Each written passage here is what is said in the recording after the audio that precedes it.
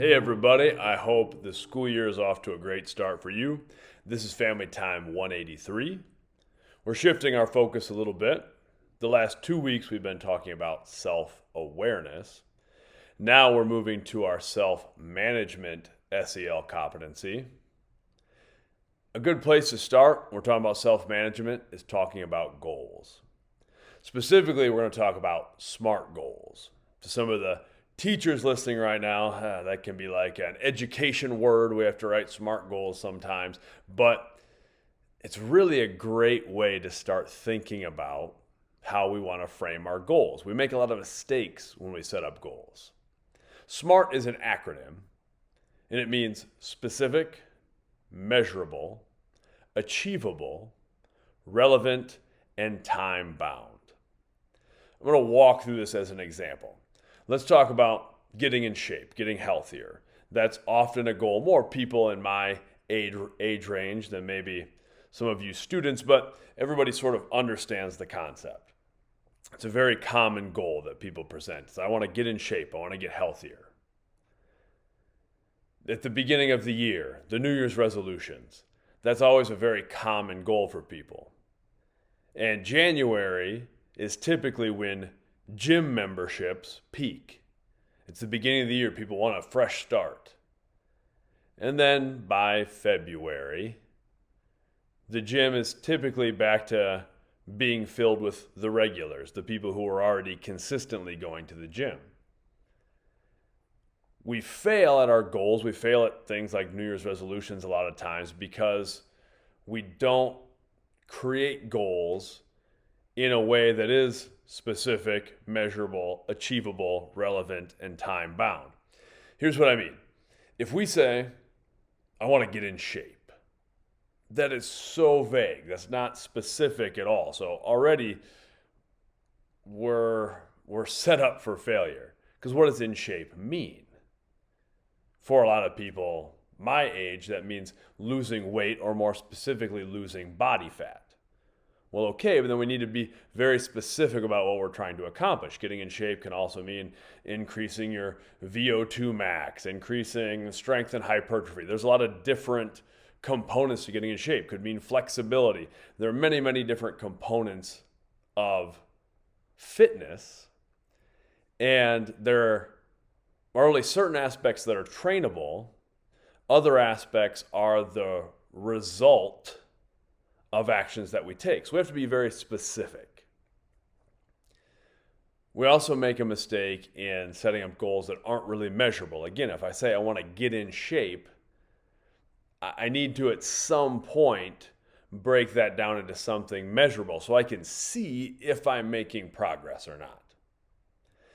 Achievable, that's where we make a mistake too. Sometimes we'll set a goal that's kind of extreme for where we're at in the moment. We'll say, I want to get in shape, so I'm going to work out an hour a day. Okay, well, if we were previously sedentary, we hadn't been exercising at all, and then now we're going to exercise an hour a day, that's pretty challenging for a number of reasons. One, we're kind of going from 0 to 100.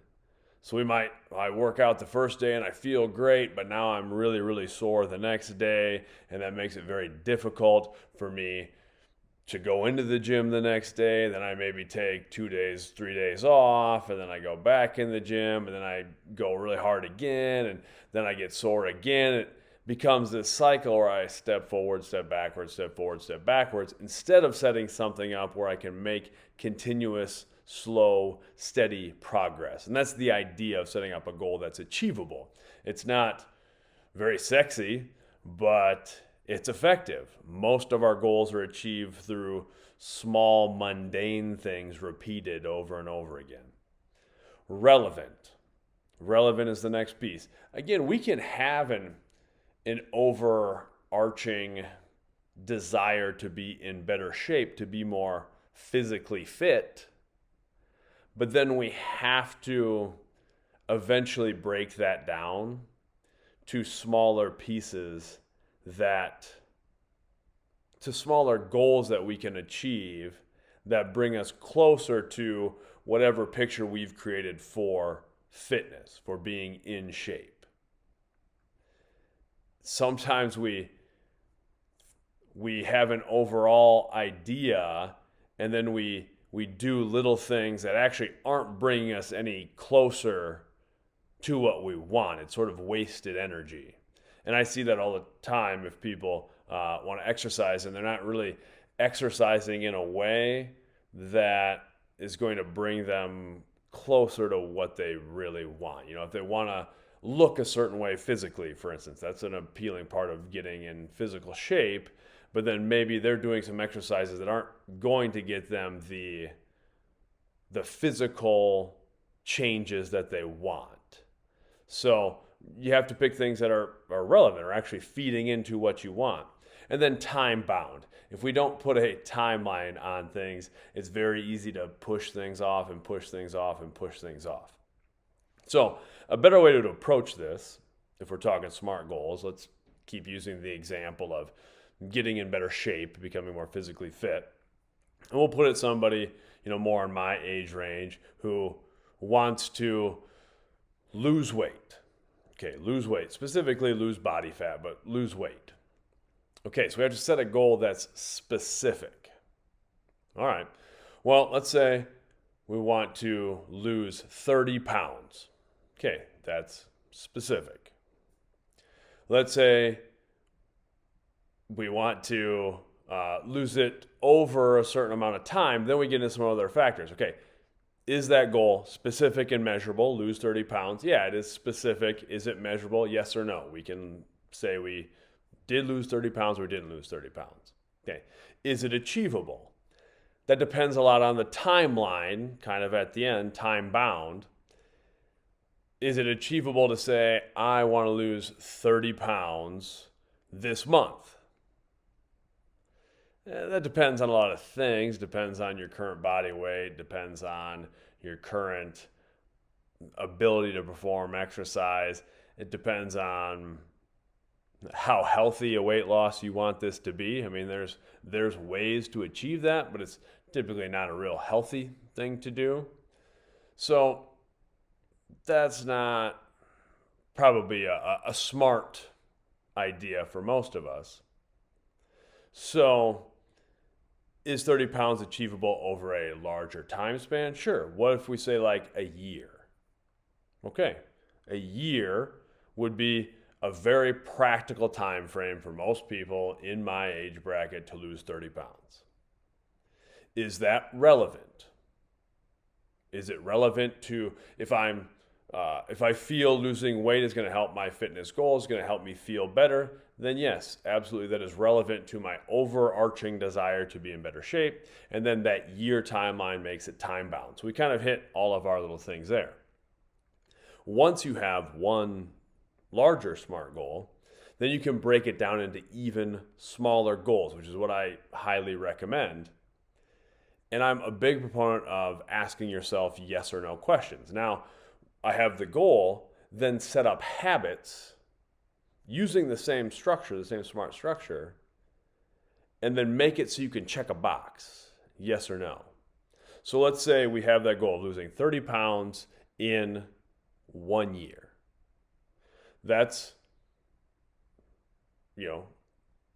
again, kind of vague. So if we break it down into smaller pieces, the idea of like, how to eat an elephant.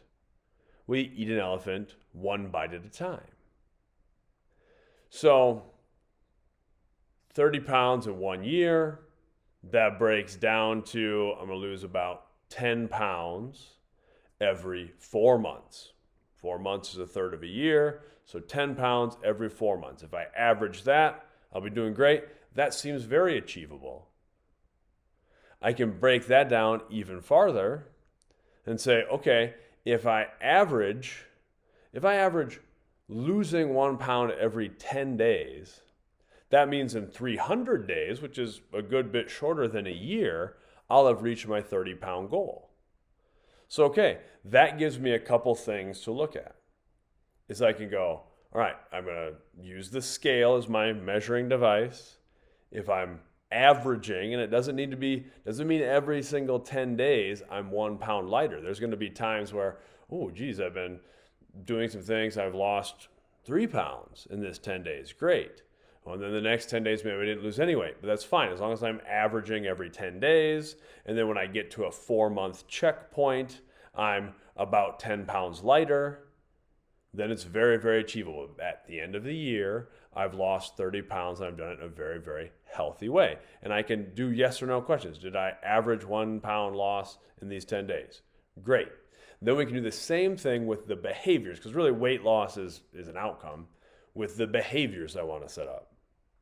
And they can be very simple things. I can say, okay, this week, I'm not going to drink any pop. I'm not going to eat any processed foods. Okay, even if I don't change anything else, what I'm going to do, can I check that box? Keep a little log by the end of the week. Okay, is it specific? Yes, I'm not going to eat any processed foods, drink any pop. Great. Is it measurable? Can I say yes or no, I did it? Yes. Is it achievable? 1 week. Yeah, that's achievable. I can go 1 week without doing this. Absolutely. Is it relevant? Yeah, it's feeding into my weight loss goal. Is it time bound? I'm setting up this 1 week. That kind of gives you the idea. What I want my students to do, what I want you to do this week, is I want you to come up with one smart goal that feeds into something that you want to accomplish. And we're going to write it down and make sure it's specific and measurable and achievable and relevant and time bound. And that'll give you sort of your coordinates for where you want to go, okay? Sort of sets your compass for this is the direction I want to take. And then we can break down, here's the little actions to help me get there. All right, until next time, much love.